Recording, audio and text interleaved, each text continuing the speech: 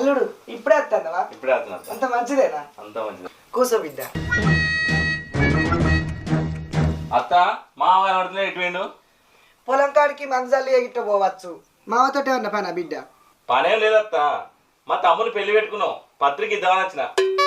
బావి కాడికి వెళ్ళి వస్తాడు కావచ్చు, సాయ పెట్టుకత్తు.